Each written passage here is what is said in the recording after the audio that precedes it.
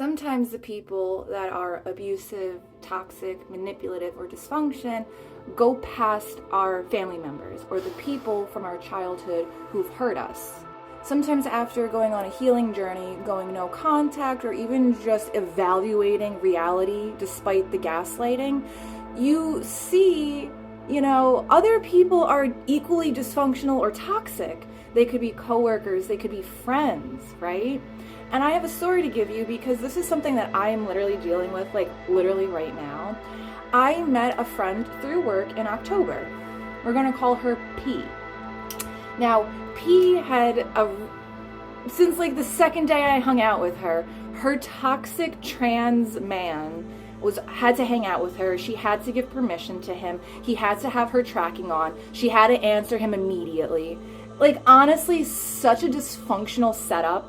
She went on to divulge that he would hit her. He had an alcohol problem. He didn't have a job. He didn't have a car. He depended on her. He would, disrespect her, compare her to exes. Why aren't you better? Why aren't you like this bitch? Yeah, I like her more. He even went to the point of calling me names and insulting me. So, because he didn't want her hanging out with me. It was honestly a very strange couple of months of friendship with this girl.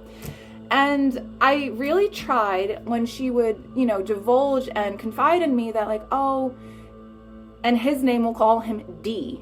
P would say, oh, D got drunk last night and started screaming at me. He took the food I was eating away from me, told me I don't deserve this, and, just horrible stories, right? And I take friendships very seriously. My friendships are so important to me. I'm very loyal to my friends. So when I hear this, I want to help. And I don't know if that's friendship, whatever, or if that's my personal codependency. I need to fix people. I need to help them. I need to save them. Because I have that from my family. That's my generational curse, or one of them. Whatever. And so for the last at least 4 weeks, I have, every single day at work on lunch break, taking 15-minute breaks to go out to her car and help coach her what to say, to have boundaries, how it's not okay to be hit. Really just giving the emotional companionship to support someone and empathize and really give them resources they didn't know they might have had, or help them see the strength that they have, or see reality from a different perspective. I don't know, but I really tried to be there. She would call me on the weekends in the morning, wake me up, say, hey, do you want to hang out? We'd talk for hours bitching about D, and then she's like, okay, I'm going home, and then she's like, oh, well, he won't let me leave. He didn't let me hang out with you. I'm just gonna stay here because I have to make it up to him. Right? Just insane. And then she was saying oh, I'm gonna press charges, I'm gonna kick him out, I need to get a domestic violence attorney, all this stuff.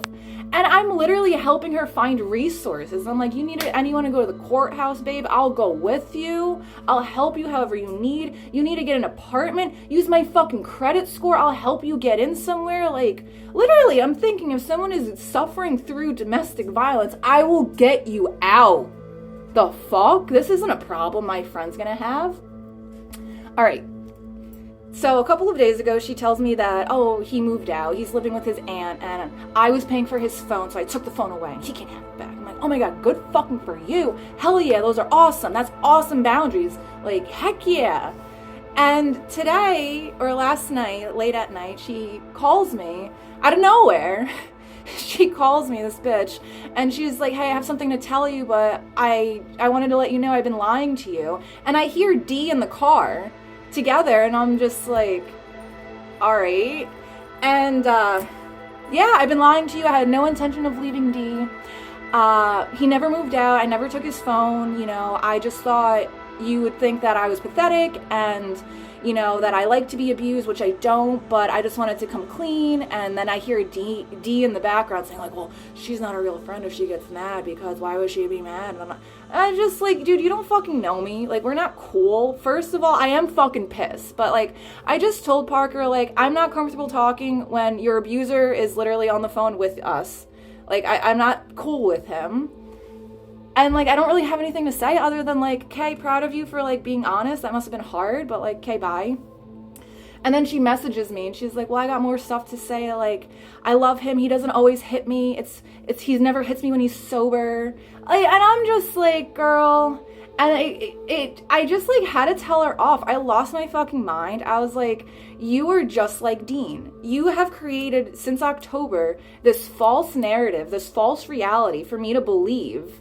You know, you're trying to shape my opinion of people, and you're still trying to do that now by saying, like, by protecting him. You know what I mean? I was just like, I can't believe you've done this.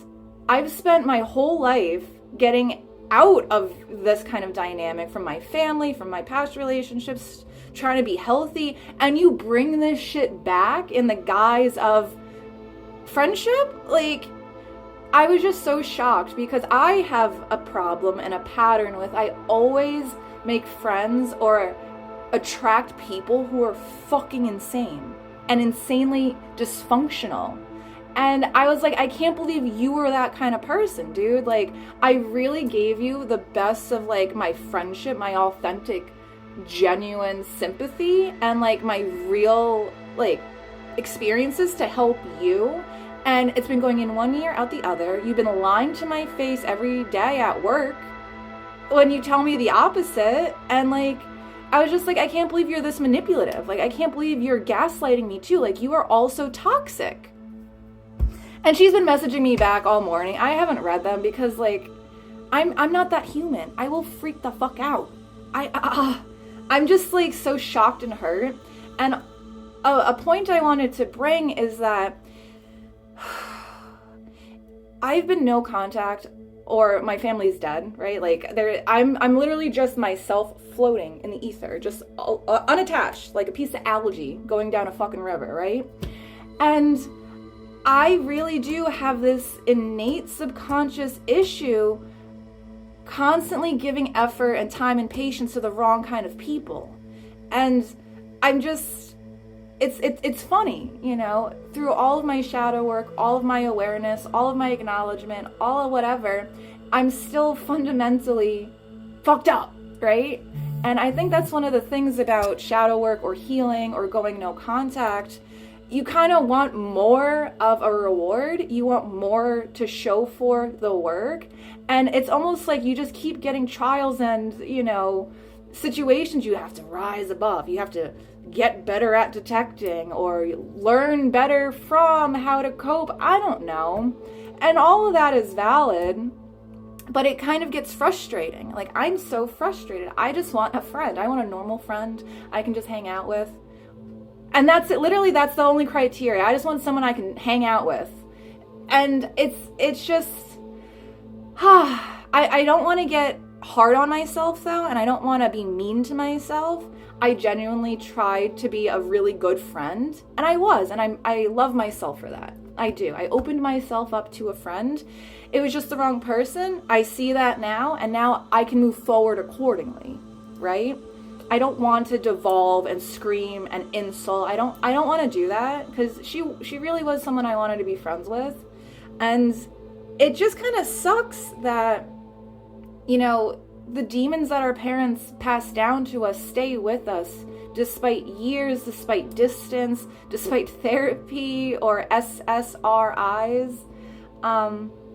And yeah, that's just kind of what I'm going through. I have to go to work too. I have to fucking see her because we work together, and boy, I don't know, my friends, but I just wanted to say also, thank you for listening, and thank you for validating my experiences and what I'm feeling, and also not shaming me.